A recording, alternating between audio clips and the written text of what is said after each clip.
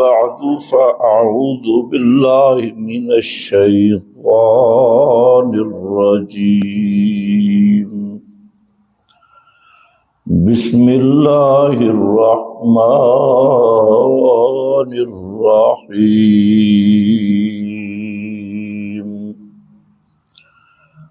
النبي أولى بالمؤمنين من أنفسهم. سبحان ربك رب العزة عما يصفون وسلام على المرسلين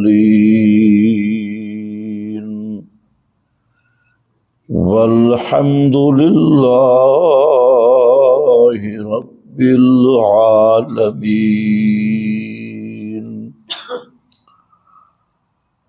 انتہائی قابل قدر بزرگوں اور بھائیوں،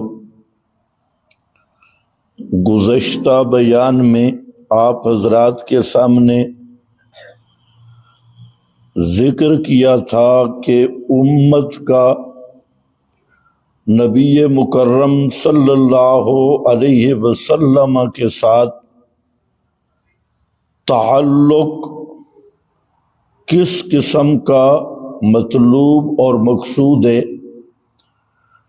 تو اس پر میں نے ذکر کیا کہ جب تک اپنی جان، اولاد، رشتہ دار، برادری اور پوری کائنات سے زیادہ حق پیغمبر کریم صلی اللہ علیہ وسلم کا آدمی نہ مانے، اور سب سے بڑھ کر جب تک آپ کے ساتھ محبت نصیب نہ ہو اس وقت تک ایمان نصیب نہیں ہوتا.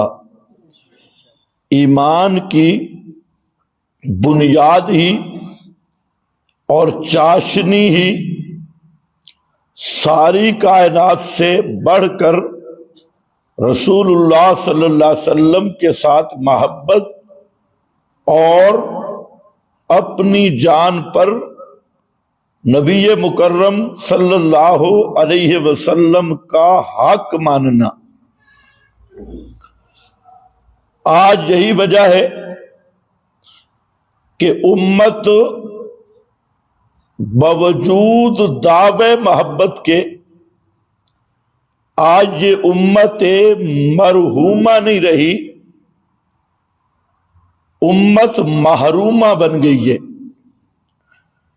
امت مرحومہ وہ ہوتی ہے جس امت پر اللہ کی نصرت کا ہاتھ ہوتا ہے، اور جس امت پر اللہ تعالی کی خاص رحمتوں اور برکات کا نزول ہوتا ہے، اور اسے قرآن کہتا ہے کنتم خیر امت، تم سب سے بہترین امت ہو. کنتم خیر امہ، سب سے بہتر اور افضل امت. یہ کس کو کہا گیا؟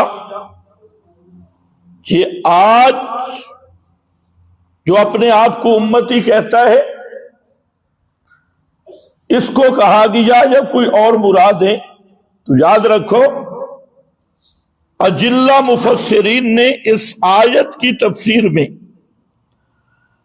صراحتاً لکھ دیا کہ کنتم امہ کا اصل مصداق اور اصل خطاب وہ ہے اصحاب رسول اللہ صلی اللہ علیہ وسلم کو، کہ تم بہترین امت ہو. کون؟ وہ امت جس کو پیغمبر کریم نے جس کی تربیت کی اور اسے پروان چڑھایا، اور اس کے بعد قیامت تک وہ آدمی جو اصحاب پیغمبر کی سیرت میں، کردار میں اور اعمال میں متبع بن کے رہے گا تو اس کو بھی یہ آیت شامل ہوگی. لیکن اصل خطاب یہ اصحاب پیغمبر کو ہے، اور جو بعد میں آنے والے ہیں ان کے بارے میں نبی کریم علیہ السلام نے فرمایا کہ لا یبقی من الاسلام الا اسمہ، کہ ایک وقت آئے گا اسی امت کی بات کی کہ اسلام کا دعویٰ رہ جائے گا، نام رہ جائے گا، لیکن اسلام کی حقیقت نہیں ہوگی. لا یبقی من الاسلام الا اسمہ، صرف نام کے مسلمان ہوں گے، رسمی مسلمان. یہ مسلمانوں کے گھر پیدا ہوا اور اس کو دادی یا نانی نے کلمہ کے لفظ یاد کرا دیے اور صحیح کلمہ بھی نہیں پڑھ سکتا. سمجھنا تو دور کی بات ہے، کلمہ کا صحیح لفظ بھی نہیں آتا. اور جب تھوڑا سا بڑا ہوا تو انگلش میڈیم میں چلا گیا، اور وہاں انگلش میڈیم کی نحوست، انگریزی کلچر، یہودی عیسائی کلچر، سیکولرزم، اس کے کلچر میں رہ کر یہ انگریزی کارٹون بن کے آ گیا.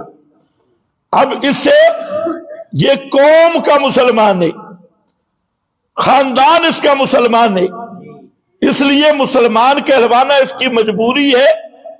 اسلام کی بنیادی عقائد سے بھی واقف نہیں.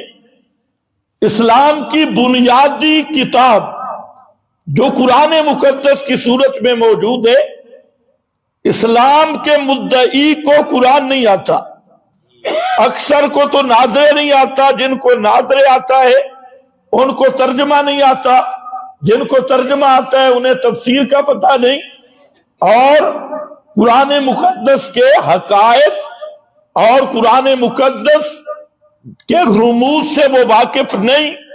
تو یہ مسلمان ہے، کلمہ پڑھ لیا، شکل یہودیوں والی، رسم و رواج ہندوؤں والے، اور ساری برادری سسٹم، اور یہی چل رہا ہے. اور پھر دعویٰ بھی ہے کہ میں محب رسول ہوں اور نبی پاک کا محب ہوں، اور گویوں کی تقریریں سن کر، شعر و شاعری یا جذباتی تقریریں سن کے جو اسے وضو پہ جنت کی ٹکٹ دے رہے ہیں، مہینے میں ایک دفعہ وضو کر لے سارے گناہ معاف، اور چند رسمی عبادات پہ اسے جنت کی ٹکٹ دے رہے ہیں، اور یہ جنت کی ٹکٹیں لے کر خوش ہے. اور چاہے ماہانہ ٹکٹیں ہوں یا سالانہ ٹکٹیں ہوں یا ہفتہ وار ٹکٹیں ہوں یا چلے سے روزہ اور سال اندرون بیرون کی ٹکٹیں ہوں، تو یہ ٹکٹی مسلمان، رسمی مسلمان، لا یبقی من الاسلام الا اسمہ، نہ اس کی شکل پہ اسلام نظر آتا ہے، نہ دل میں ایمان کے جذبات نظر آتے ہیں، اور نہ اس کا رہن سہن میں، نہ گھر میں، نہ بار میں، نہ برادری میں، نہ شادی میں، نہ خوشی میں، نہ غمی میں، نہ سونے میں، نہ اٹھنے میں، نہ چلنے میں، نہ سوچنے میں، نہ فکر میں، نہ کاروبار میں، نہ دکان میں، نہ تجارت میں اسلام کہیں نظر نہیں آئے گا. جہاں بھی کرے گا تو نرا فراڈ ہوگا. تجارت جھوٹ پہ مبنی ہے، دکانداری فراڈ پہ مبنی ہے، اس کا ذہن اور فکر دنیا کی محبت میں پھنسی ہوئی ہے، اور اپنی پوری کامیابی اس نے سمجھی ہے کہ میرے پاس مال آنا چاہیے، چاہے عزت بیچ کے حاصل ہو، چاہے حرام کھا کے حاصل ہو، چاہے سود کے ذریعے حاصل ہو، یا کسی غریب کا حق مار لوٹ مار کے ساتھ حاصل ہو. صرف میری دنیا، دکان، تجارت، یہ چیزیں میری چمکنی چاہیے، لباس، کھانا پینا، یہ میرے پاس صحیح ہونا چاہیے. اور برادری میں لوگ کہیں یہ بڑا آدمی ہے، بس یہ آج اسلام کا خلاصہ رہ گیا. اور ادھر کہتا ہے کہ میں ہوں بھی عاشق رسول، محب رسول. فرمایا یہ کنتم خیر امہ ہے، یہ ساری امتوں سے بہتر، یہ تو لا یبقی من الاسلام الا اسمہ، فرمایا اسلام کا نام رہ جائے گا، باقی سارا کھاتا ختم۔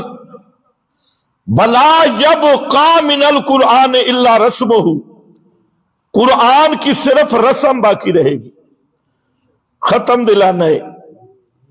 کل 40واں بدعات، شبینے، نئی دکان بن رہی ہے، نیا مکان بن رہا ہے، نئی تجارت گاہ ہے، جس پر اس نے جھوٹ بولنا ہے، اس کا افتتاح قرآن پاک کی تلاوت سے ہو رہا ہے کہ کل اسی پہ اس نے گانے بھی سننے ہیں، جھوٹ بھی بولنا ہے، فراڈ بھی کرنا ہے، حرام کی کمائی بھی کرنی ہے، تو اس کا افتتاح کے لیے ضرور مولوی صاحب آئے، یا دعا کرا دے یا ختم پڑھا دے تاکہ برکت ہو جائے۔ ایک ختم سے برکت حاصل ہو جائے گی، اور بعد میں جو جھوٹ بولے گا، فراڈ کرے گا، حرام کھائے گا، تو لا یبقی من القرآن الا رسمہ، قرآن کو بھی رسم اور رواج کے طور پہ پڑھیں گے، قرآن کو اپنا ہادی اور رہنما نہیں سمجھیں گے، جس کے لیے قرآن آیا اس چیز کے قریب نہیں جائیں گے۔ اور فرمایا مساجدہم عامرہ، ان کی مسجدیں رش سے بھری ہوں گی، عامرۃ بھیا خراب من الہدا، اور ہدایت سے خالی ہوں گی، ان میں ہدایت نام کی کوئی چیز نہیں ہوگی۔ وعلماؤہم شر من تحت عدیم السماء، اور ان کے خطیب، مولوی، ذاکر، مجتہد، مفتی اس زمانے کے وہ خنزیر سے بھی بدتر ہوں گے۔ آسمان کے نیچے جتنی مخلوق ہے، سب سے بدتر مخلوق ان کے وہ محبوب قائدین اور محبوب خطیب اور محبوب مفتی اور محبوب شیخ الحدیث اور محبوب مذہبی لیڈر اور مذہبی سکالر اور سیکولر، یہ سب سے زیادہ بدترین ہوں گے۔ تو آپ اندازہ کر لیں، اللہ کے نبی صلی اللہ علیہ وسلم نے اس امت کے آخر کا یہ نقشہ بیان کیا، جس پر یہ امت آج پوری طرح اس کا مصداق ہے۔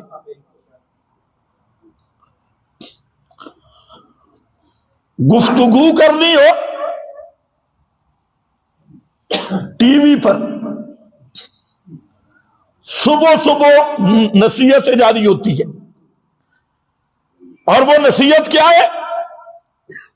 خاندان کیسے جوڑا جائے گا، خاندان کی اصلاح کیسے ہوگی، گھر کیسے بسایا جائے گا۔ اور جو نصیحت کرنے والی ہے وہ 10 جگہ سے طلاق یافتہ ہے، وہ 10 گھر برباد کر کے آئی ہوئی ہے لوگوں کو تربیت دینے کے لیے کہ گھر آباد کیسے کیا جاتا ہے۔ حالت یہ ہے، اور خود جس چیز میڈیا پہ جھوٹ نہیں بولنا، اس کی نصیحت ہے، فراڈ نہیں کرنا، اس کی نصیحت ہے۔ اور سب سے بڑا فراڈ وہی کرتا ہے، سب سے بڑا جھوٹ وہی بولتا ہے۔ حرام نہیں کھانا، سب سے بڑا حرام خور وہی ہوگا۔ اور مکان سے کچھ نہیں ہوتا، دکان سے کچھ نہیں ہوتا، سب سے بڑی دکان بھی اسی کی ہے اور سب سے بڑا مکان بھی اسی کا ہے۔ تو فرمایا یہ حالت بن جائے گی، اس لیے میرا بھائی کنتم خیر امہ بننا ہے، تو اس کی جڑ یہ ہے کہ ہر چیز کو پیچھے کر دے، اور محبت رسول صلی اللہ علیہ وسلم اور رسول اللہ سے تعلق، یہ سب سے زیادہ اس کو اہمیت دے، اور اسی کو کوشش کر کہ تیری محبت رسول اللہ صلی اللہ علیہ وسلم کے ساتھ اس طرح ہو جائے جس طرح پیغمبر کے صحابہ کی محبت تھی، اس طرز پہ ہو جائے۔ اصحاب پیغمبر صلی اللہ علیہ وسلم کو رسول اللہ صلی اللہ علیہ وسلم سے اس حد تک محبت تھی، نہ رشتہ داروں کی پرواہ، نہ باپ کی پرواہ، نہ بھائیوں کی پرواہ۔ جہاں محمد مصطفیٰ صلی اللہ علیہ وسلم کا مسئلہ آتا تو صحابہ پورے جہان سے اجنبی اور بے غرض معلوم ہوتے تھے، اور جو لگتا تھا کہ یہ تو جہان کے رہنے والے ہی نہیں، حتیٰ کہ اس حد تک محبت صحابہ کرام کو کہ منافق اس وقت بھی اور یہود نصارہ وہ کہتے تھے یہ تو جھلے ہیں، سفہاء ہیں، پاگل ہیں، جو بات پیغمبر کہتا ہے یہ وہی بات کرتے ہیں، تو یہ تو بے وقوف اور پاگل ہو گئے۔ اللہ نے فرمایا خبردار، الا انہم ہم السفہاء، میرے نبی کے صحابہ پاگل نہیں، یہ منافق اور یہودی پاگل ہے۔ اس کو سیٹ کر لے مہربانی کر کے، تجھے آواز نہیں نظر آ رہی؟ یہ پاگل نہیں، وہ پاگل ہے، پاگل کہنے والے پاگل ہیں۔ اصحاب پیغمبر نے نبی مکرم صلی اللہ علیہ وسلم کی ہر ادا سے محبت کی، ہر انداز سے محبت کی، ہر ادا سے محبت کی، ہر انداز سے، آپ کی ذات سے، آپ کی بات سے، آپ کے ساتھ عہد سے، آپ کی سیرت سے، آپ کی صورت سے، یعنی ان کی دلوں کی محبتوں کا مرکز وہ صرف ذات محمد مصطفیٰ تھی صلی اللہ علیہ وسلم۔ اگر کسی چیز سے محبت کرتے بھی تو پیغمبر کی نسبت کی وجہ سے کرتے، اصل مرکز وہ ذات رسول ہے۔ ایک تو ہے شرعی امور میں نبی مکرم کی اتباع، صحابہ نے کوشش کی کہ طبی امور میں بھی نبی پاک علیہ السلام کی اتباع کی، طبی امور میں۔ عبداللہ ابن ابی ہے رئیس المنافقین، اور یہ انتہائی بدبخت آدمی تھا۔ نبی کریم صلی اللہ علیہ وسلم کی مدینہ منورہ میں تشریف آوری سے پہلے عبداللہ ابن ابی یہ سوچ رہا تھا کہ مدینے والوں کا میں سردار بنوں گا، بادشاہ بنوں گا، اور جب نبی پاک صلی اللہ علیہ وسلم تشریف لے گئے تو اس کی سرداری ختم ہو گئی۔ تو اب اس نے بظاہر کلمہ پڑھا اور اندر سے یہودیوں کے ساتھ دوستی کی، یہود کے ساتھ۔ نبی پاک کے زمانے کے منافقین، ان کا سب سے بڑی منافقت یہودیوں کے ساتھ دوستی۔ اگر پورا قرآن آپ پڑھیں تو سب سے زیادہ خیر خواہی یہودیوں کے ساتھ ہمدردیاں، یہودیوں کے ساتھ دوستیاں، یہودیوں کے ساتھ، اور قرآن مقدس نے سب سے زیادہ اس بات پہ زور دیا کہ یہود و نصارہ سے دوستی نہیں، ان سے دشمنی رکھنی ہے، یہ دوستی کے قابل لوگ نہیں۔ آج کے منافق بھی دیکھ لو، حضرت شاہ ولی اللہ محدث دہلوی نے ایسے نہیں کہا، حضرت شاہ سے فرماتے ہیں کہ جب منافقین کی تربیت والی آیات کا مطالعہ کرو تو اپنے حکمرانوں کو دیکھو،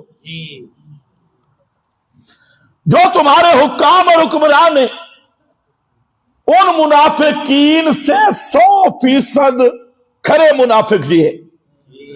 پیبر منافق جی ہے. آج ان کو بھی یہی شوق ہے یہود و نصارہ کی دوستی، اور آج اسی دوستی میں اور انہی پر اعتماد، انہی کی ہمدردیوں میں مسلمانوں کا سودا کرتے ہیں، مسلمانوں کو بیچتے ہیں، اور اسلامی سرزمینوں کا سودا کر کے یہود و نصارہ کی دوستی نبھاتی.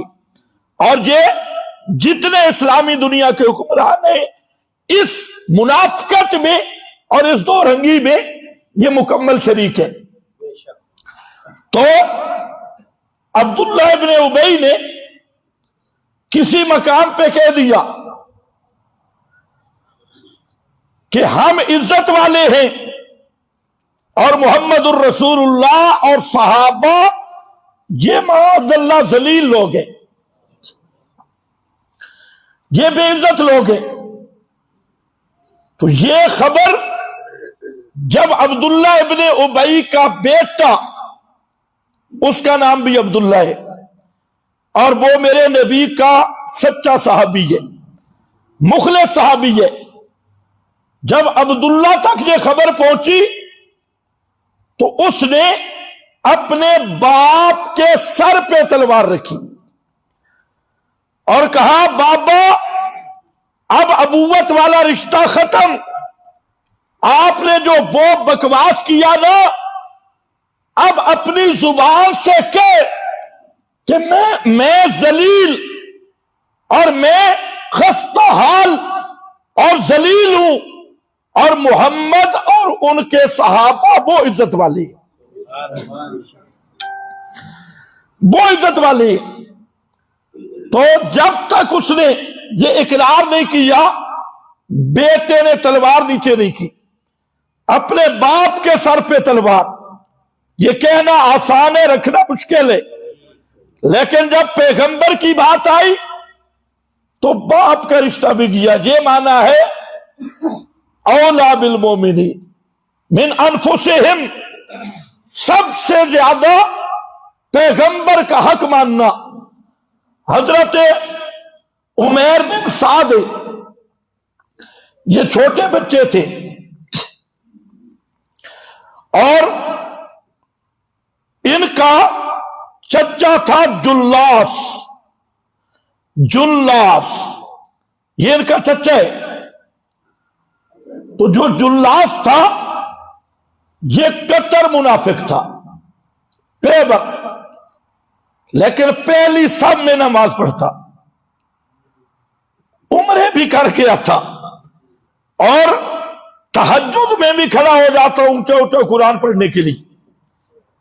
بڑا ہی بظاہر نیک لیکن بدبودار منافق. تو حضرت عمیر بن سعد پیغمبر کریم کی مجلس میں بیٹھے، آپ نے قیامت کا تذکرہ کیا. یہ گھر میں گئے اور چچا کو کہنے لگے کہ چچا جان آج اللہ کے نبی نے قیامت کا تذکرہ کیا اور جو محسوس ہوتا تھا کہ ہم قیامت کو آنکھوں سے دیکھ رہے ہیں، اس طرح ہمیں محسوس ہو رہا تھا آپ کی تقریر سن کر. تو آگے سے چچا نے بطور توہین کے مسکرایا اور کہنے لگا ان صدقہ، اگر محمد صلی اللہ علیہ وسلم سچا ہے تو پھر ہم گدھے سے بھی گئے گزرے. یہ بات اس نے اپنی محفل میں کر دی. وہ جو بھتیجا تھا اس نے کہا چچا یہ کیا بکواس کیا، اگر سچا ہے محمد صلی اللہ علیہ وسلم سچے نہیں. تو اس نے پھر وہی جملہ دہرایا کہ اگر وہ سچے ہیں تو پھر ہم نام شر من الحمیر، ہم گدھے سے بھی گئے گزرے ہیں. تو فرمایا اچھا. تو وہ اس نے کہا اللہ کی قسم تو بڑا ہے میں چھوٹا ہوں. اس کی عمر 7 سال تھی، یہ جو بڈھا منافق تھا 7 سال کا، وہ بچہ تھا. اس نے کہا میرے بس میں اور کچھ نہیں، لیکن میں پیغمبر کریم کو ضرور بتاؤں گا. تو وہ چچا کہنے لگا آپ پیغمبر کو بتائے گا تو آپ کا اعتبار کس نے کرنا ہے. تو یہ جو بچہ تھا یہ کانپتے کانپتے نبی کریم علیہ السلام کے پاس پہنچا اور کہتے ہیں اللہ کے رسول ان عمی قد خان اللہ و رسولہ، میرے چچا نے اللہ رسول کی خیانت کی اور تکذیب کی۔ پیغمبر کریم نے پوچھا کیا کہا چچا نے؟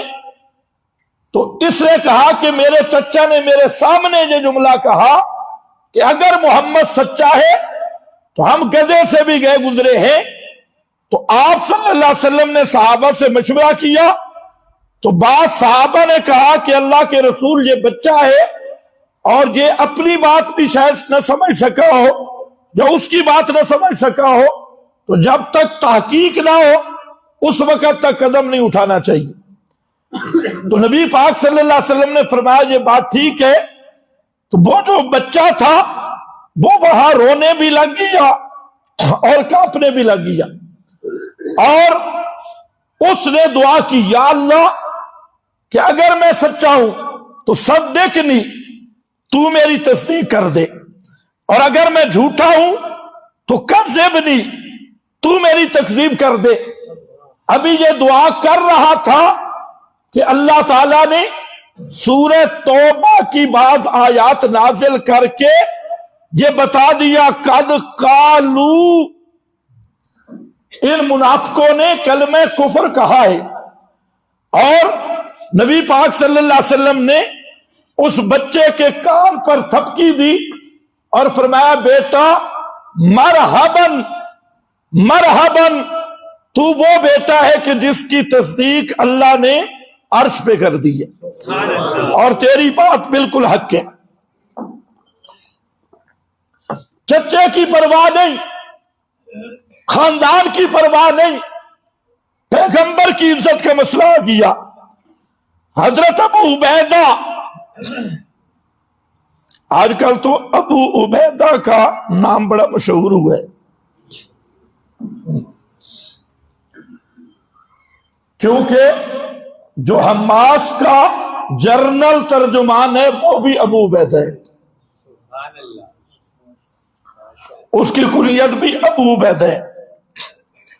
اور یہ ابو عبیدہ نبی کا صحابی ہے جس کو پیغمبر نے فرمایا امین ہذہ الامہ، اس امت کا امین ابو عبیدہ ہے۔ اور حضرت ابو عبیدہ کے جنگی کارنامے، جہاد کے کارنامے تاریخ بھری ہے۔ ہر معرکہ اور ہر جہاد کے میدان میں ابو عبیدہ کفر کے ایوانوں پہ ننگی تلوار ثابت ہوئے، چمکتی تلوار ثابت ہوئے۔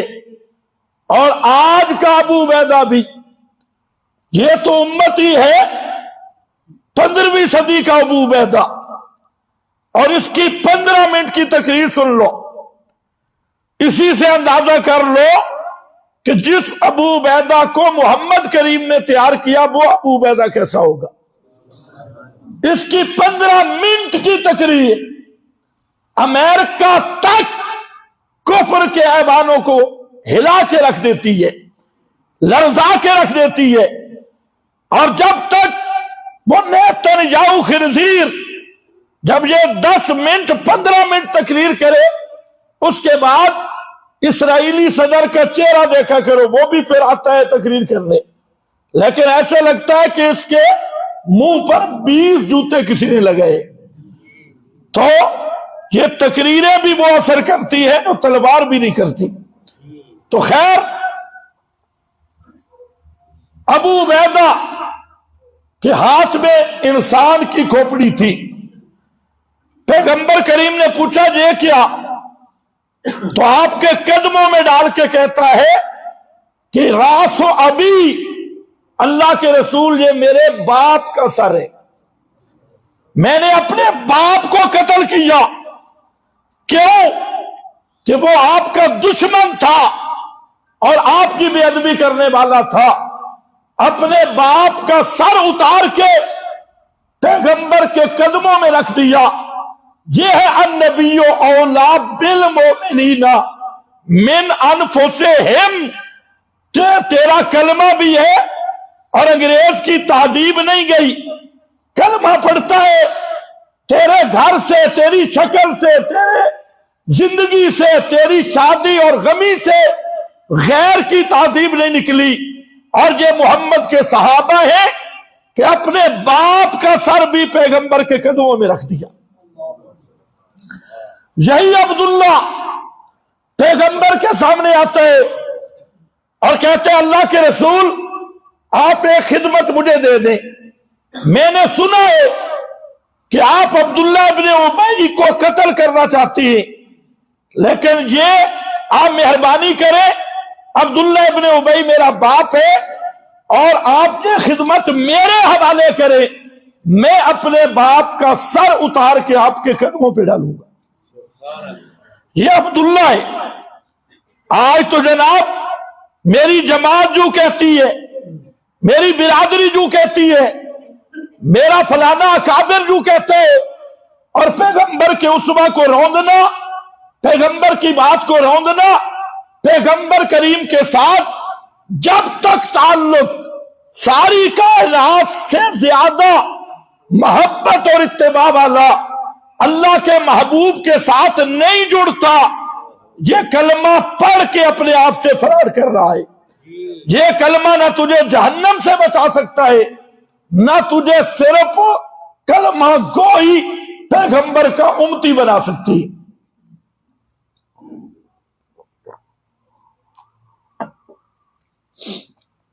صحابہ نے ہر ادا کے ساتھ پیار کیا۔ حضرت انس کہتی ہے، یہ بخاری میں ہے کہ ایک درزی نے ہماری دعوت کی، ہم دعوت پہ گئے نبی کریم علیہ السلام کے ساتھ، دعوت میں کدو اور گوشت یہ سالن پکی تھی، اور میں نے نبی کریم علیہ السلام کو دیکھا کہ آپ کدو کے ٹکڑے وہ چن چن کر کھا رہی ہے۔ حضرت انس کہتے ہیں جب میں نے یہ دیکھا نا، فلم ازل احب الضبا من یوم اذن، میں نے جب پیغمبر کو کدو کھاتے دیکھا تو اس دن مجھے کدو سے بھی محبت ہو گئی۔ لم ازل، اس دن مجھے کدو سے ایسی محبت ہوئی۔ کیوں محبت ہوئی؟ کہ میرے نبی نے اس کو پسند کیا۔ یہ انداز سوچنے والا ہے کہ جس کدو کو پیغمبر کریم نے کھایا، حضرت انس کہتے ہیں مجھے کدو سے پیار ہو گیا۔ تو جس داڑھی کو نبی پاک نے بڑھایا، تمہیں تو پیار نہیں ہے؟ اس داڑھی کو میرے نبی نے بڑھایا، اور میرا نوجوان یہ انگریزی تہذیب کا دلدا تھا، اول تجھے استرے سے رگڑ رگڑ کے، استرا نہیں تو استرے کی بہن کینچی تو ہے ہی ہے نا، اگر استرا نہیں تو کینچی ہے۔ میرا بھائی یہ داڑھی اگر بدصورت ہوتی تو کائنات کے سب سے زیادہ حسین چہرے پہ نہ آتی۔ بے شک کائنات کا سب سے بڑا حسین چہرہ محمد مصطفیٰ کا ہے، اور وہ چہرہ داڑھی والا ہے۔ تو کھانے کے ساتھ پیار، کدو پیارا ہو گیا، اور پیغمبر کی سنت پیاری نہیں۔ اس کلمہ پڑھنے والے رسمی مسلمان کو پیغمبر کی تہذیب پیاری نہیں، اور جو کنتم خیر امہ تھے ان کو پیغمبر کی طبع بھی پسند آئی، طبی چیزیں بھی پسند آئی۔ حضرت معاویہ رضی اللہ تعالیٰ عنہ، حضرت معاویہ فرماتے ہیں کہ میں نے نبی کریم صلی اللہ علیہ وسلم کو وضو کا پانی بھر کے دیا، وضو کا پانی دیا تو پیغمبر کریم کے وجود پر 2 کپڑے تھے، تو ایک کپڑا آپ نے مجھے دے دیا، چادر مجھے دے دی۔ فرماتے ہیں کہ وہ چادر میں نے اپنے پاس اس طرح سنبھال کے رکھی کہ مرتے وقت وصیت کی جب میں مر جاؤں تو مجھے کفن بھی اسی چادر میں دیا جائے، اسی چادر کے اندر مجھے کفن دیا جائے۔ یہ حضرت معاویہ رضی اللہ تعالی عنہ ہے۔ حضرت علی المرتضی رضی اللہ تعالی عنہ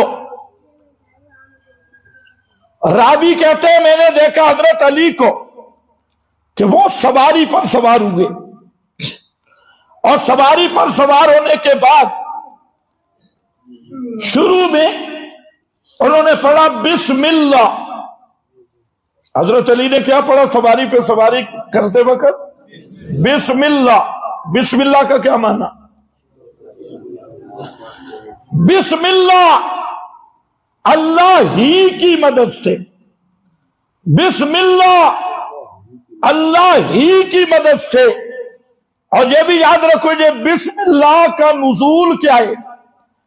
بیضاوی میں، روح المعانی میں اور کتب تفسیر میں لکھا کہ مشرک جب کوئی کام شروع کرتے وہ کہتے بسم اللہ والعزا، باب لات اور عزا کے نام کی برکت سے، ان کی مدد سے۔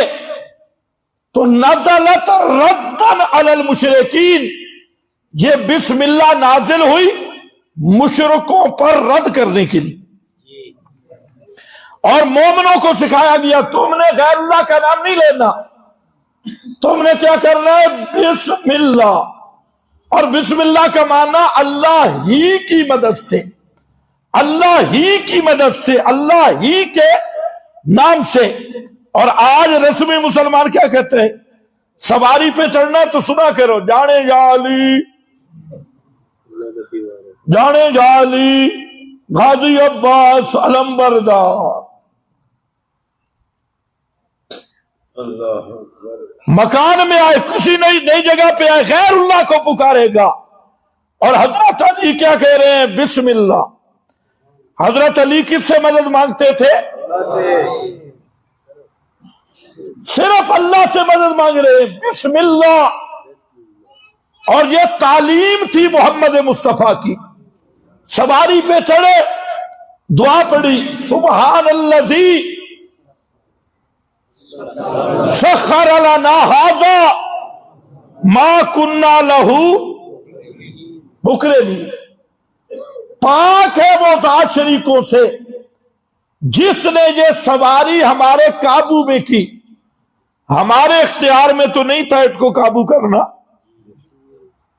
دعا کے اوپر بھی توجہ کر لو، پیغمبر کریم بھی یہی دعا مانگتے، علی بھی یہی دعا مانگ رہے ہیں کہ اس سواری کو قابو کرنا یہ ہمارے اختیار میں نہیں، تو تیرے تے پیر زمین آسمان چلا رہے ہیں، ساری کائنات پیر چلاتی ہے۔ اور یہ سفر کی دعا ہی بتا رہی ہے کوئی پیر فقیر ساری کائنات پہ تصرف کرنا تو دور کی بات، آگے کھڑی ہوئی سواری یہ رب نہ چاہے تو وہ سواری بھی اسے اٹھانے کے لیے تیار نہیں۔ پیر سے واسط کھوتی نہیں تو پورا جہان دیتا ہے، پیر کے بس میں کھوتی بھی نہیں، اور تو کہتا ہے یہ متصرف ہے، یہ سب کچھ کر سکتا ہے۔ سب کچھ کرنے والا کون ہے؟ سخر لنا ھذا ما کنا مقرنین۔ اور آگے با الی ربنا، پوری دعا پڑھ لینا۔ اس سواری سے ایک اور نقطہ بھی یاد آیا، یہ جو پیغمبر کی تعلیم ہے، فرمایا ایک سفر اب کر رہے اس سواری پہ، لیکن ان سفروں کی بھول بھلیوں میں اصل سفر نہ بھول جانا، ایک سفر آخرت کا بھی ہے، اس آخرت کو مد نظر رکھنا، رب کی طرف جانے کو۔ ربنا منقلبون، تو دنیا دیکھے قدم قدم پہ آخرت کی فکر ہے، اور قدم قدم پہ قیامت یاد دلائی جا رہی ہے، اللہ کے دربار کی حاضری وہ یاد دلائی جا رہی ہے، اور کیسے انداز میں اب یہ سفر کر رہا تھا تو درمیان میں تعلیم آ گئی کہ اس سفر پہ بھول نہ جانا، اصل سفر آخرت کا ہے، اس سفر کی تیاری کرنا۔ تو یہ پڑھ کے پھر 3 مرتبہ حضرت علی نے الحمدللہ پڑھا، پھر 3 مرتبہ اللہ اکبر فرمایا، 3 مرتبہ الحمدللہ، 3 مرتبہ اللہ اکبر۔ اس کے بعد دعا کی، انی ظلمت نفسی فاغفر لی فإنہ لا یغفر الذنوب الا انت، انی ظلمت نفسی، اللہ میں نے اپنی جان پہ ظلم کیا، اور فاغفر لی، تو مجھے معاف کر دے، تو بخش دے، کیونکہ میرا عقیدہ ہے لا یغفر الذنوب الا انت، تیرے سوا کوئی گناہ نہیں معاف کر سکتا، تو گناہ معاف کرنے والا ہے۔ یہ کہہ کر حضرت علی مسکرا پڑے۔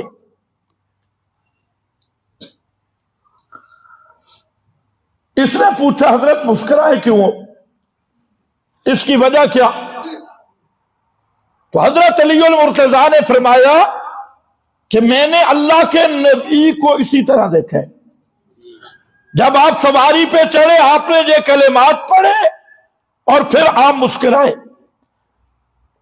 تو آپ سے پوچھا گیا کہ مسکرائے کیوں؟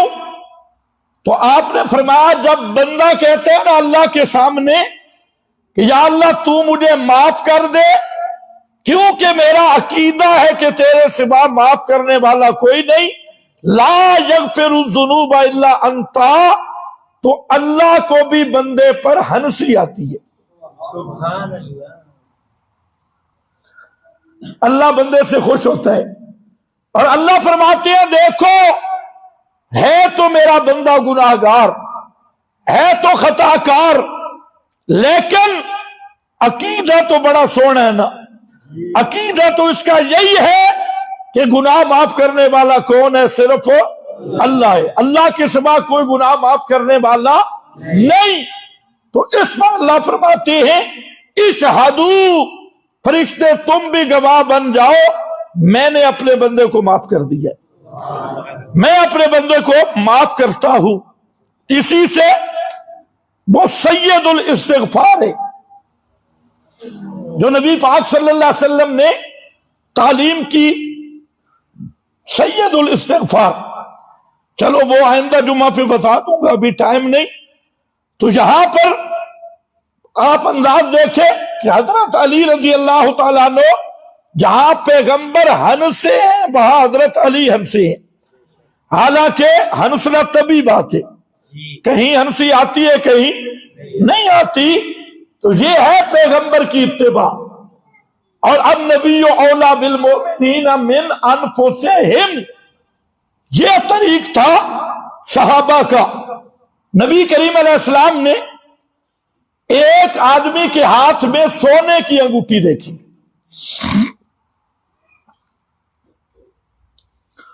جب سونے کی انگوٹھی دیکھی تو آپ نے وہ انگوٹھی اتاری اس کے ہاتھ سے اور پھینک دی۔ فرمایا کیا تم پسند کرتے ہو کہ ہاتھ میں آگ کا انگارہ لو؟ مرد کے لیے سونا حرام ہے، اس لیے آپ نے وہ انگوٹھی پھینک دی۔ آپ جب مجلس سے تشریف لے گئے، انگوٹھی پڑی تھی، تو ایک دوسرے آدمی نے اس کو کہا کہ انگوٹھی لے لے اور بیوی کو دے دینا، جیسے بیچ دینا، پیغمبر کریم نے تو تجھے منع کیا ہے پہننے سے، اور سونے کی انگوٹھی ہے تو اس سے نفع حاصل کر لینا۔ آگے وہ کہنے لگا لا آخذہ ابدا وقد طرحہ رسول اللہ صلی اللہ علیہ وسلم، اس نے کہا میں مرتا مر جاؤں گا، یہ انگوٹھی نہیں اٹھاؤں گا اس لیے کہ اس انگوٹھی کو پیغمبر نے پھینکا ہے، میں کبھی یہ انگوٹھی نہیں اٹھاؤں گا۔ طرحہ رسول اللہ صلی اللہ علیہ وسلم نے اس انگوٹھی کو پھینک دیا تو میں کیسے اٹھا سکتا ہوں؟ اب اللہ کے رسول چلے گئے تھے، آپ سوچیں اگر ان مسلمانوں میں سے کوئی ہوتا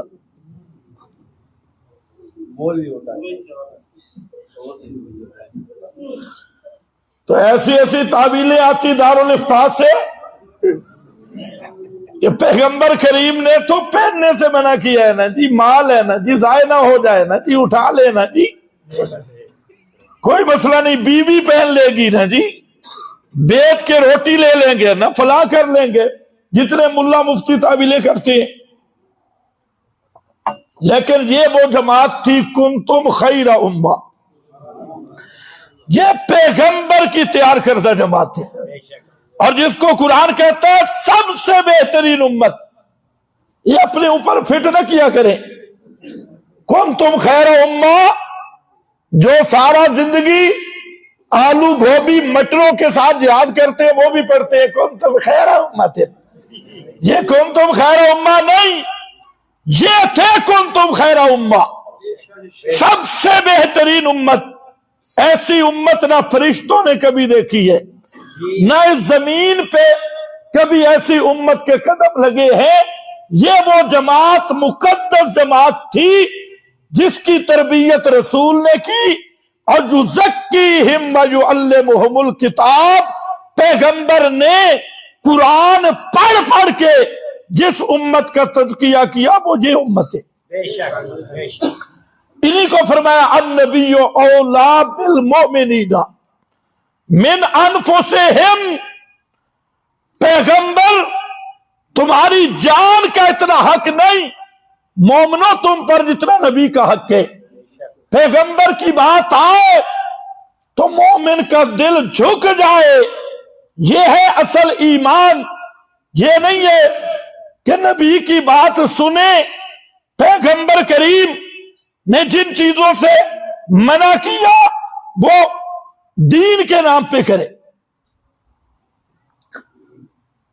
پیغمبر نے امت کو بدعات سے نہیں روکا، امت چھوڑ گئی ہے بدعتیں۔ پیغمبر نے منع کیا ایاکم ومحدثات الامور، لوگوں بدعتوں کے قریب نہ جانا۔ کیوں؟ کہ سب سے زیادہ بدترین چیز شر الامور، زنا سے بدتر، ڈاکے سے بدتر، شر الامور، ہر گناہ سے بدتر گناہ وہ بدعت ہے۔ اور مت تعبیل کرنا کہ یہ بدعت حسنہ ہے یا سیئہ، کل بدعت ضلالہ، ہر بدعت گمراہی ہے، ہر بدعت گمراہی، اور ہر گمراہی جہنم میں لے جانے والی۔ یہ پیغمبر نے منع کیا، اور عاشق رسول ہر پورے دین کا نقشہ بدل دیا۔ اور بہانہ کیا؟ حرج کیا ہے جی؟ مطلب ہے پیغمبر منع کرے مخالفت میں کوئی حرج نہیں، یہ عاشق ہے، یہ محب رسول ہے، یہ رسمی مسلمان، نام کا مسلمان۔ صحابہ کرام کو شرک کے بعد سب سے زیادہ نفرت بدعت اور بدعتی سے تھی، بدعتی اور بدعت سے سب سے زیادہ نفرت تھی، اور یہ نفرت پیغمبر کی تربیت کا حصہ تھا۔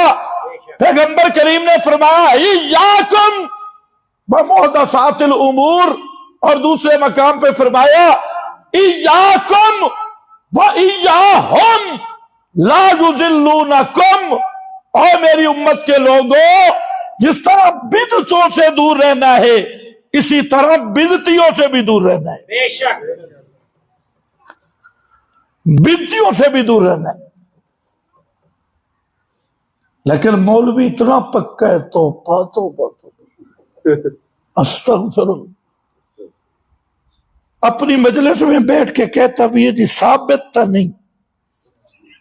لیکن کئی مولویوں سے ہماری بات ہوئی نا، بھائی فرائض کے بعد تم امام کو ڈرائیور بناتی ہو دعا کا، اس کا کوئی ثبوت ہے؟ اچھا پھر عجیب بات ہے، ابھی تو للڑ بھی مان گیا کہ فرضوں کے بعد اجتماعی دعا دی. یہ کراچی کے طارق مسعود کا کلپ بھی آ گیا، اور بھی بڑے بڑے علماء انہوں نے مانا جی فرائض کے بعد اجتماعی دعا مربع جا نہیں. لیکن اللہ بھلا کرے آپ کی اشاعتی مولویوں کا، یہ سینہ تان کے کھڑے، سینہ تان کے کھڑے. کیوں؟ اور جی اگر ہم چھوڑ دیں تو پھر تو مولوی خضر کی بات سچی ہو جائے گی، ہم سارے چٹی داڑھی والے جھوٹے بن جائیں گے. یہ پکے کھڑے ہیں. اور دلیل کیا ہے؟ دادا جی کرتے تھے جی، نانا جی کرتے تھے، اور یہ بھی پتہ نہیں دادا نانا کرتے بھی تھے کہ نہیں، یا کرتے تو کیوں کرتے؟ بھائی دادا نانا بڑا ہے یا محمد مصطفیٰ کی شان بڑی ہے؟ النبی اولیٰ بالمومنین، ایک طرف نبی ہے، دوسری فکر کی بات نہیں ہے، مقتدی ناراض ہوتے ہیں. ہاں اگر جو نہیں مقتدی نہیں، میں سمجھتا ہوں وہ نہیں، مولوی بدبخت ہے. یہ آپ بیٹھے آپ ناراض ہیں؟ بھائی مسئلہ عوام الناس جو ہے نا، اس کو مسئلہ سمجھا دیا جائے وہ خدا کی قسم سمجھ جاتی. اصل سریہ مولوی کا نہیں نکلتا. یہ کہتے ہیں میری توہین ہو جائے، شیطانی چسکا ہے. حدیث میں آتا ہے کہ بدعت جس طرح ہلکا کتا ہوتا ہے اور اس کے جراثیم ہوتی ہے، اسی طرح بدتی میں جراثیم ہوتی ہے. تو ہلکا کتا بیچارہ اس کو زہر دینی پڑتی ہے نا، گولی مارنی پڑتی، ورنہ اس کے جراثیم ختم نہیں ہوتے. تو یہ جو بدتی ملا ہے یہ ہلکے کتے کی طرح ہے، اور یہ کوئی سخت بات نہیں ہے. احمد رضا خان نے اپنے فتاوی رضویہ میں ایک حدیث لایا کہ اہل البدعۃ ہم کلاب و اہل النار، کہ بدعتی جہنمی کتے ہیں، جہنم کے کتے ہیں. یہ خود اس نے اقرار کی ہے. تو میں عرض یہ کر رہا تھا، اپنی مجلسوں میں بیٹھ کے کہتی ہے جی ہم تو التزام نہیں کرتے، اور اگر کوئی نہ کرے تو کہتے ہیں نہیں کیتا نا، یہ مفتاح القرآن میں پڑھا ہوگا. وہاں سے ذہن خراب ہو رہا ہے، وہاں تشدد سکھایا جاتا ہے، یہ وہاں گیا ہوگا. تو اس لیے یہ سوال، اب تو مولویوں کی حالت یہ بن گئی، جو طلباء جہاں دورہ تفسیر پڑھتی ہیں اور پھر جاتے اپنے مدارس میں، اور ان کے مفتی جب جھوٹ بولتے ہیں، ملا جھوٹ بولتے ہیں اور بدعتیں کرتی ہیں، تو ہمارا طالب علم تو چپ نہیں رہتا. تو یہ اس سے سوال کرتا ہے کہ استاد جی یہ کیا ہے، اور فوراً آگے سے فتویٰ ہوتا ہے، اچھا تو مفتاح القرآن بڑھانے گیا تھا، گمراہ ہو کے آ گیا، فتووں کی مشین بن کے آ گئی ہے، فتوے سیکھ کے آ گئی ہے. بھائی فتووں کی مشین ہے یا گن مشین ہے، اور بے ایمانہ تو دلیل تو دے نا، یہ جو تو کام کر رہا ہے. پھر کہتے ہیں ہمارے بزرگ، میں نے کہا کون سا بزرگ؟ امام شاطبی، جس کو سب مستند مانتی ہیں، رد بدعات میں اس نے 2 مقام الاعتصام میں لکھا کہ فرائض کے بعد اجتماعی مربع یا دعا یہ ثابت نہیں اور یہ بدعت ہے.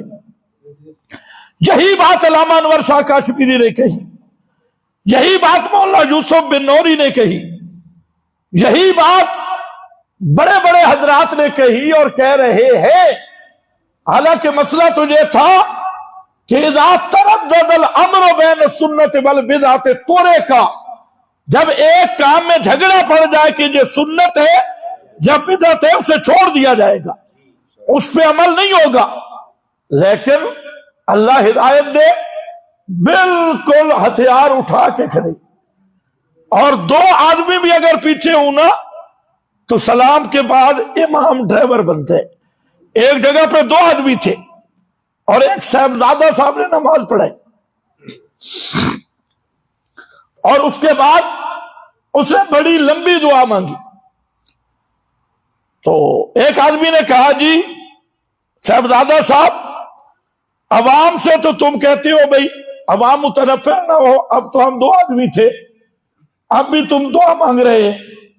تو کہتا ہے ہاں ہاں تمہیں نہیں پتا، یہ ردن لخضر، ردن لخضر، تم مولوی خضر کی تقریریں سنتے ہو، تو میں نے لمبی دعا کی ہے اس پر رد کرنے کی، اس پہ میں نے کہا واہ، یہ ردن لخضر نہیں، یہ ردن علی النبی ہے، یہ پیغمبر کا رد ہے کہ پیغمبر نے جو تمہیں طریقہ بتایا، ہماری ضد میں آ کے تم اتنے گھٹیا ہو گئے، اتنے پست ہو گئے کہ ہماری ضد میں بدعت کو سینے سے لگایا اور سنت کو چھوڑ دیا۔ تو خیر بہرحال پیغمبر کریم نے شرک سے روکا ہے، قبروں کی پوجا سے روکا ہے، پیغمبر کریم نے بدفالیوں سے روکا ہے، پیغمبر کریم نے حرام خوری سے روکا ہے، پیغمبر کریم نے جھوٹ سے روکا ہے، فرمایا جھوٹ ہلاکت ہے۔ اور آج امتی، اور میں حیران ہوں خدا کی قسم، پچھلے دنوں ایک مولوی صاحب ہے اور سفید داڑھی ہے، سفید داڑھی، اور وہ ویڈیو میں اتنا دن دہاڑے جھوٹ بول رہے ہیں کہ سارے لوگ گواہ ہیں اس چیز کے جس کا وہ انکار کر رہے ہیں۔ اور جب اس کا کلپ آیا تو مجھے کئی اس کے مدرسے کے طلباء نے فون کیا اور انہوں نے کہا کہ آج ہمارا مولویوں سے اعتماد ختم ہو گئی ہے کہ یہ اتنی سفید داڑھی والے مولوی، اور جو چیزیں ہماری آنکھیں دیکھ رہی ہے، سورج دوپہر پہ ہے لیکن یہ بڑی تسلی سے انکار کر کے جھوٹ بول رہے۔ تو جب جو لوگ واقف نہیں وہ تو دھوکہ کھا جاتی، لیکن جو لوگ واقف ہیں ان کو اتنا بھی شرم نہیں، خدا کے سامنے تو پیش ہونے کا بالکل انکار ہے، ان کا عقیدہ ہی نہیں کہ اللہ کے سامنے پیش ہونا ہے، لیکن مخلوق کے سامنے، جو مخلوق سامنے ہے پھر بھی جھوٹ بولنا اتنی دلیری کے ساتھ، تو اللہ ہی محفوظ رکھے۔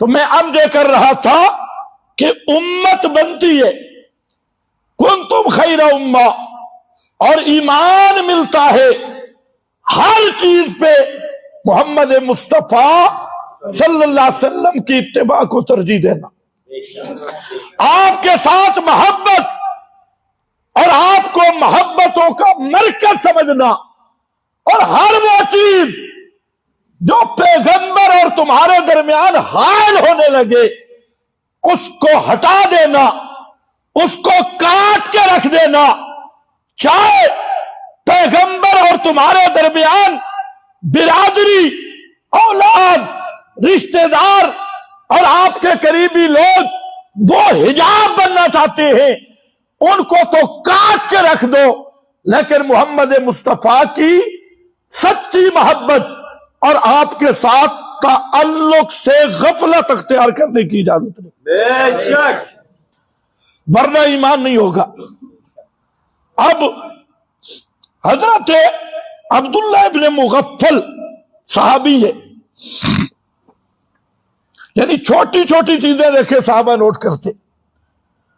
ایک آدمی پتھر پھینک رہا تھا، کنکر، چھوٹے چھوٹے پتھر، تو وہ ایسے ہی پھینک رہا تھا، تو حضرت عبداللہ ابن مغفل آئے اور انہوں نے کہا کہ پیغمبر کریم نے اس طرح پتھر مارنے اور پھینکنے سے روکا ہے، کیونکہ یہ کوئی شکار کی مشق تو نہیں ہے، نہ جہاد کی مشق ہے، تو آپ پتھر پھینک رہے ہیں، کسی راہ گزر کی آنکھ میں لگ جائے تو اس کو تکلیف ہوگی۔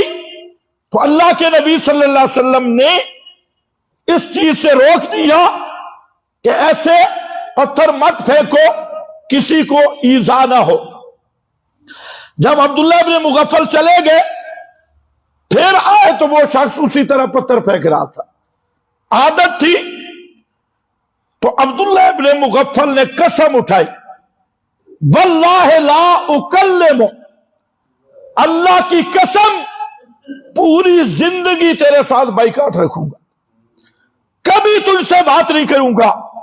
کیوں؟ کہتے ہیں میں نے پیغمبر کی بات تجھے بتائی ہے اور تو آگے سے تعویلیں کر رہا ہے کہ جہاں آدمی کوئی نہیں، فلاں کوئی نہیں۔ میں نے نبی کی بات ذکر کی اور تو نے اسے اہمیت نہیں دی، آگے سے تعویلیں جوڑ لیے، اس لیے اللہ کی قسم پوری زندگی تیرا اور میرا تعلق نہیں۔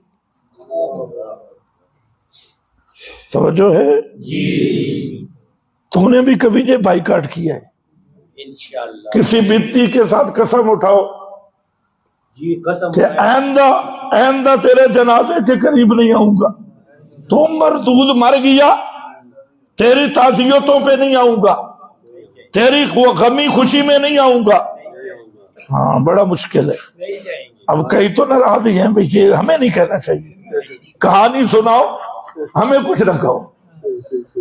یہ امت کہانیاں سن کے خوش ہے، حقیقت خرافات میں کھو گئی، یہ امت روایات میں کھو گئی۔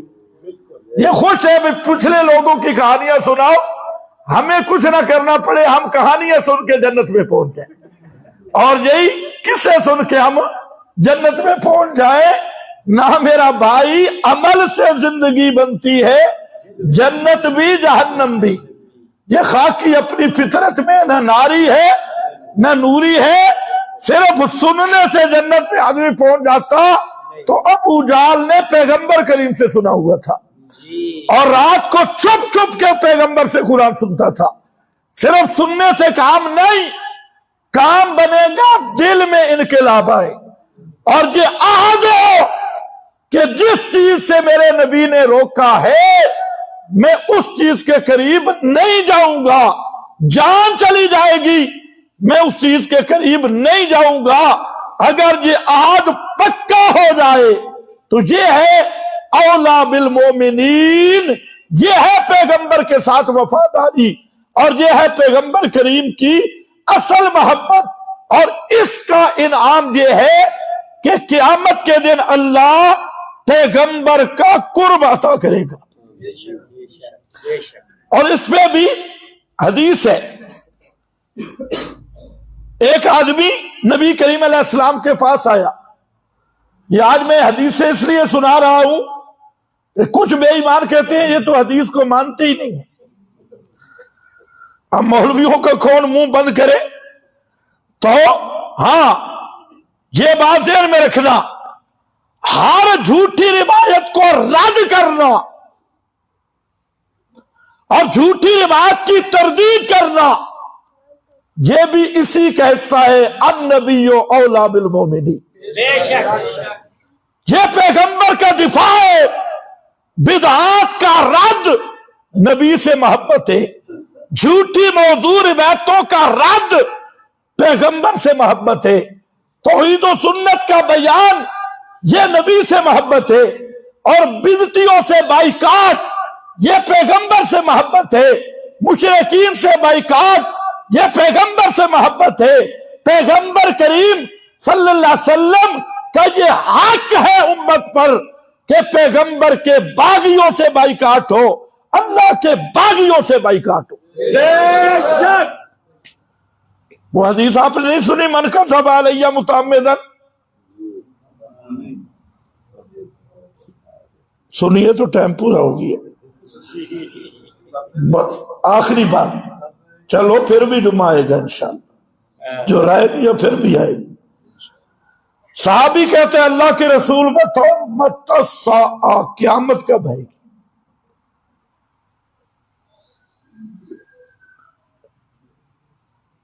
یہ سوال بار بار ہوا، قیامت کب آئے گی؟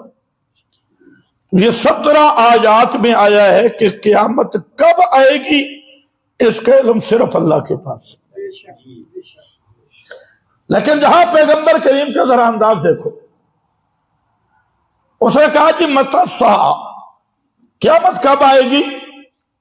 تو آپ نے فرمایا ماذا اعددت،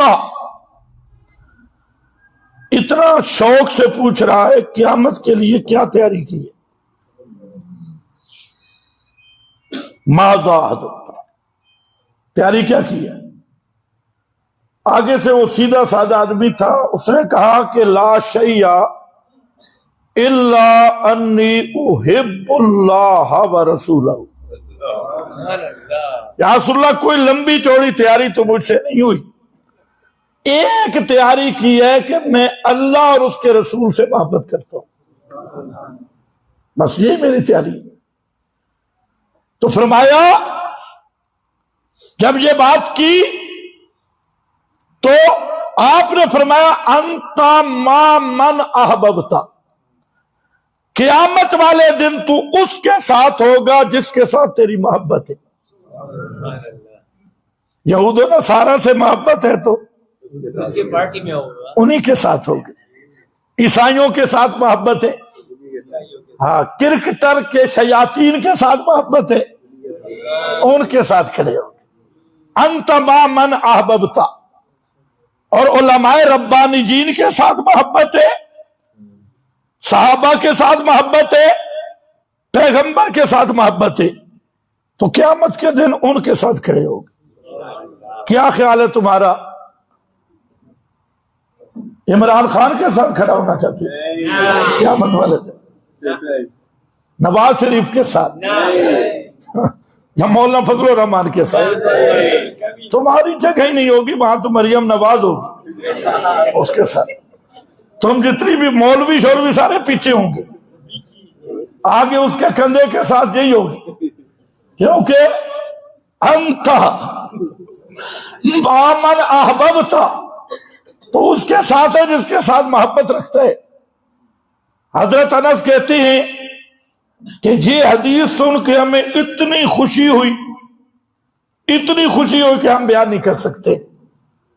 فرماتے ہیں انی احب النبی وابا بکر وعمر، حضرت انس کہتے ہیں ہمیں خوشی ہوئی کہ ہمیں نبی سے بھی محبت ہے، ابو بکر سے بھی محبت ہے، عمر سے بھی محبت ہے، اور قیامت کے دن ہم ہوں گے ان کے ساتھ۔ صحابی یہی کہنا چاہتے ہیں، ابو بکر عمر کا نام لے کر بتانا یہی چاہتا ہے صحابی رسول کہ پیغمبر کی محبت کی تکمیل ہوتی نہیں جب تک نبی کے صحابہ سے محبت نہ ہو۔